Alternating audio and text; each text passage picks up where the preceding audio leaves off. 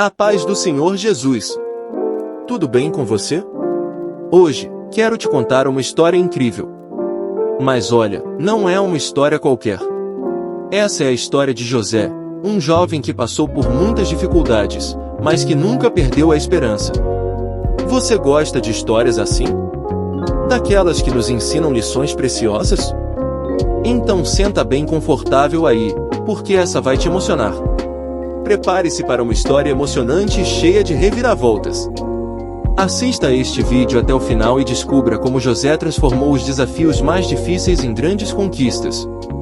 O desfecho vai te surpreender e te inspirar profundamente. Não perca! José era um dos filhos mais novos de Jacó. Na verdade, ele tinha 11 irmãos. Você consegue imaginar como devia ser viver em uma casa cheia assim? E sabe o que era mais curioso? José era o filho favorito do pai. Talvez por causa das lembranças de Raquel, sua mãe, a qual Jacó amava muito. O resultado foi uma divisão entre José, então com 17 anos, e seus meio-irmãos. Jacó estava cometendo o mesmo erro que seu pai Isaque cometera no passado, quando preferiu Esaú mais que Jacó. E hoje, infelizmente, não é muito diferente. O pai ama mais o filho homem, ou a mãe ama mais a filha. Enfim, quando isso acontece, os pais não têm ideia do mal que estão fazendo, não somente para o filho ou filha, mas para toda a família. Veja no exemplo dessa história incrível que estamos conhecendo melhor. Jacó amava tanto José que fez para ele uma linda túnica colorida, algo muito especial na época. Isso deixava os irmãos de José morrendo de inveja. Você já percebeu que alguém teve inveja de você, por causa do amor que Deus tem por você?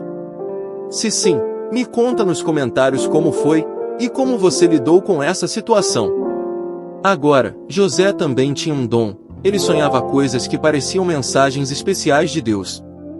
Um dia, ele contou para os irmãos um de seus sonhos.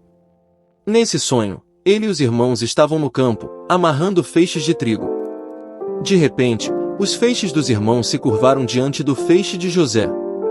Isso fez os irmãos ficarem ainda mais irritados. O quê? Você acha que vai ser nosso rei? Eles disseram, com raiva. E José ainda teve outro sonho. Dessa vez, o sol, a lua e 11 estrelas se curvavam diante dele. Ele contou para o pai e os irmãos, e, claro, isso deixou todo mundo desconfiado. Os irmãos de José estavam tão bravos que decidiram fazer algo terrível. Certo dia, quando José foi até eles no campo, eles o agarraram e o jogaram dentro de um poço vazio. Você consegue imaginar o medo que José sentiu? Ele devia estar muito assustado, pensando, por que meus irmãos estão fazendo isso comigo? Depois, os irmãos venderam José como escravo para mercadores que estavam indo para o Egito. É muito triste, não é? Você já foi traído por alguém que confiava? Como foi isso? Me conta, se quiser. É muito triste isso, mas infelizmente isso é mais comum do que parece entre as famílias. E, na família de Deus, que é a Igreja do Senhor, isso também acontece. Não deveria, mas acontece. Lá no Egito, José foi comprado por um homem chamado Potifar, que era uma pessoa importante na casa do faraó. Mesmo sendo escravo, José sempre fazia o melhor que podia.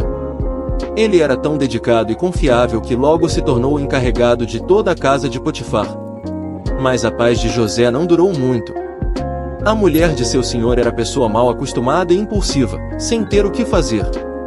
Faltavam-lhe padrões morais, e quando o marido se ausentava procurava outros homens encantadores e atraentes. Logo José se tornou o alvo de suas atenções e na primeira oportunidade fez uma proposta indecorosa. Em contraste com Judá, seu irmão, José resistiu ao convite. Explicou racionalmente que sua posição, com a pertinente carga de responsabilidade, tornaria tal ato uma violação de confiança. Acima de tudo, como faria José este tamanho mal e pecaria contra Deus? A mulher não via as coisas desse modo, por isso continuou importunando e convidando-o. Por fim, num momento favorável, agiu com insistência, ela lhe pegou pela sua veste para o puxar para si. José se libertou e fugiu da casa, deixando para trás a sua veste, a qual ela usou eficazmente contra ele. Quando chamou os homens de sua casa, ela acusou o hebreu de investidas indecorosas e afirmou que ela resistiu gritando com grande voz. Repetiu a acusação ao marido que, por esta causa, mandou prender José. O fato de José não ter sido imediatamente executado sugere que o senhor, ainda que enfurecido, não estava plenamente convencido da inocência da esposa. Na prisão, José podia ter ficado amargurado, não é? Afinal, ele tinha apenas 17 anos de idade. E agora, além de distante do conforto do seu lar, ainda sendo tratado como um criminoso. Parecia até que Deus o tinha abandonado. Quantas vezes não nos sentimos assim, como se Deus estivesse bem distante, e não vendo nossas aflições, não é mesmo? Mas tem uma palavra de Deus para a sua vida. Deus está no controle dessa sua situação. Ele está no controle de tudo. Então somente creia, e aguarde em Deus. E por isso José continuou confiando em Deus. O Senhor estava com ele, e tudo que ele fazia o Senhor prosperava. Ele ajudava os outros prisioneiros e um dia, interpretou os sonhos de 2 homens que estavam presos ali. O copeiro mor disse que sonhou com uma vide que tinha 3 sarmentos, ou ramos, cujos cachos amadureciam em uvas. O chefe dos copeiros pegou o copo de Faraó, espremeu o suco das uvas no copo e o pôs na mão de Faraó. A interpretação de José foi que os 3 sarmentos seriam 3 dias, e que dentro desse prazo o copeiro seria restaurado ao seu antigo trabalho. Levantará a tua cabeça. José se aproveitou do momento para fazer um apelo pessoal, dizendo que, quando fosse restaurado, o copeiro usasse de compaixão e mencionasse a Faraó as injustiças que tinham posto José na prisão do Egito. Ele esperava que isto o levasse à libertação. Em seguida, o padeiro mor contou seu sonho, no qual ele estava levando 3 cestos brancos. Novamente o número 3 designava 3 dias. Mas este homem não seria restaurado ao cargo. Também seria chamado por Faraó. Faraó te tirará fora a cabeça. As aves bicando os pães assados deu este mau agouro, porque elas comeriam a carne do padeiro, enquanto o corpo estivesse pendurado no madeiro. A expressão levantou a cabeça é empregada pela 3ª vez para denotar libertação da prisão. O destino de cada homem foi como José havia predito. Porém, para desapontamento de José, o homem cuja vida foi poupada não se lembrou de José. Não lembrou? Ou Deus não permitiu que ele se lembrasse? Pois Deus tem um plano perfeito para cada um de nós. Mas o tempo de Deus para isso acontecer é um tempo perfeito para que nada dê errado. O caso de José parecia não ter solução até que se passaram 2 anos inteiros. Faraó teve um sonho que desafiou a perícia interpretativa dos melhores adivinhos do Egito. O impasse levou o copeiro mor a se lembrar de José que, quando levado à presença de Faraó, revelou com precisão o segredo do sonho. E isso faz lembrar uma frase da Bíblia. Deus lembrou. Foi recompensado não apenas com a libertação da prisão, mas com a ascensão à posição de poder ao lado do próprio Faraó. O sonho de Faraó parecia enganosamente simples. Em pé junto ao rio, o qual, no Egito, só podia ser o rio Nilo, Faraó viu 7 vacas, formosas à vista e gordas de carne, saírem da água e pastarem no prado. Outras 7 vacas também saíram da água, mas eram feias à vista e magras de carne. O que era incomum foi que estas vacas magras comiam as vacas gordas. Faraó acordou, mas dormindo outra vez sonhou que brotavam de um mesmo pé 7 espigas cheias e boas. A palavra espiga alude a plantas que produzem cereais, como trigo ou cevada, e não a milho. Cheias aqui têm o sentido de serem robustas e saudáveis. Em contraste com esta excelente qualidade, 7 outras espigas miúdas e queimadas do vento oriental brotaram e consumiram as espigas saudáveis. Perturbado pelos sonhos, Faraó chamou todos os adivinhadores do Egito e todos os seus sábios. Contando-lhes os sonhos, Faraó buscava uma explicação, mas ninguém sabia interpretar os sonhos. Entendiam que tais sonhos continham mensagens ocultas relativas a eventos futuros e era importante que fossem decodificados. Foi nesta conjuntura que o copeiro mor lembrou seu período na prisão em que ele e o padeiro mor tinham sonhado e José interpretou os sonhos corretamente. Conforme a interpretação do seu sonho é melhor, com a sua própria significação. O copeiro contou a história a Faraó. José foi chamado e, depois de preparado às pressas para uma audiência com Faraó, foi introduzido à sua presença. Quando Faraó lhe disse que ele tinha a reputação de ser intérprete de sonhos, José protestou, afirmando que o poder não estava nele, mas em Deus. Os adivinhos pagãos se vangloriavam de possuir poderes próprios, embora quase sempre junto com um deus ou deusa. José, como todos os crentes no verdadeiro Deus, considerava que a predição do futuro era um dom divino. Predições exatas só ocorrem quando Deus escolhe dá-las aos seus servos.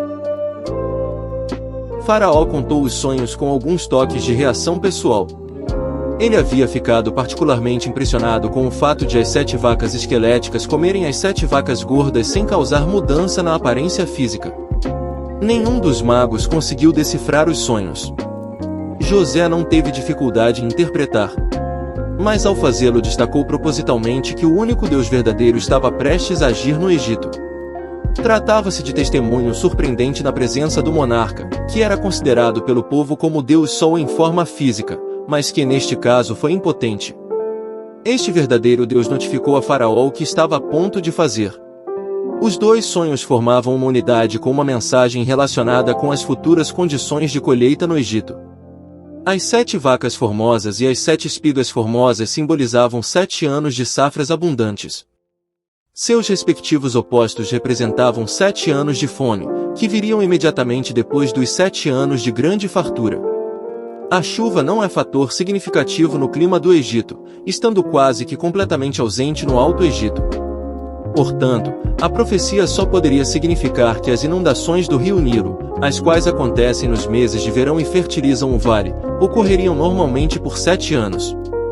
Mas nos 7 anos seguintes seriam insuficientes para que as colheitas no Egito amadurecessem devidamente.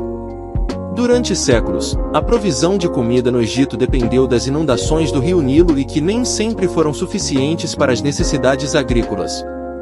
José reparou que, visto que ambos os sonhos significavam a mesma coisa, a situação era urgente, porque a coisa era determinada de Deus e logo aconteceria. José passou a dar a Faraó alguns conselhos práticos que não faziam rigorosamente parte da interpretação. Sugeriu que um varão entendido e sábio fosse incumbido com a responsabilidade de juntar e armazenar todo o excesso das colheitas durante os 7 anos de fartura para que houvesse alimento durante os 7 anos de fome. Em reunião deliberativa, Faraó e seus servos chegaram à conclusão de que a interpretação e os conselhos de José eram excelentes. Faraó o caracterizou varão em quem há o Espírito de Deus, informou a José que resolveram que ele seria o homem indicado para supervisionar o plano de armazenamento de colheitas. Seu cargo estaria ao lado do próprio Faraó em termos de poder e autoridade. Para simbolizar o novo ofício de José, Faraó lhe deu o anel que usava, no qual estava estampado o selo de autoridade, vestiu-o de vestes de linho fino, e pôs um colar de ouro no seu pescoço. Deu-lhe um carro, no qual desfilou publicamente com a proclamação de que ele deveria ser honrado pela população. Em seguida, mudou-lhe o nome para Zafenate Paneia, que quer dizer abundância de vida ou Deus fala e vive. Por fim, José se casou com uma moça de família de alta posição da cidade sacerdotal de On. Os gregos chamavam esta cidade Heliópolis, ainda hoje é um subúrbio da atual Cairo. O nome da moça era Zenate, que significa alguém pertencente à deusa. José foi levado para o Egito quando tinha apenas 17 anos. Fazia 13 anos que estava no Egito e ainda era jovem de 30 anos quando se tornou o segundo governante mais poderoso em posição no Egito. Ou seja, o segundo homem mais poderoso no mundo da época. Durante este tempo, nasceram-lhe 2 filhos. O primeiro foi chamado Manassés, que quer dizer, que esquece, como testemunho de que Deus havia apagado dos pensamentos tristes e íntimos de José os anos de trabalho e de toda a casa de meu pai. O segundo filho foi chamado Efraim, que quer dizer, dupla fertilidade, como testemunho das providências misericordiosas de Deus na terra da minha aflição. Deus é o mesmo, ontem, hoje e eternamente. Se ontem Deus fez na vida de José, hoje pode fazer na sua vida, e amanhã você volta aqui nos comentários para contar seu testemunho. Você crê? No final, José trouxe toda a família para viver no Egito, em uma terra onde eles puderam prosperar. E assim termina a história de José, uma história de esperança, perseverança e perdão. O que você achou dessa história? Me conta aqui. Eu adoraria ouvir a sua opinião.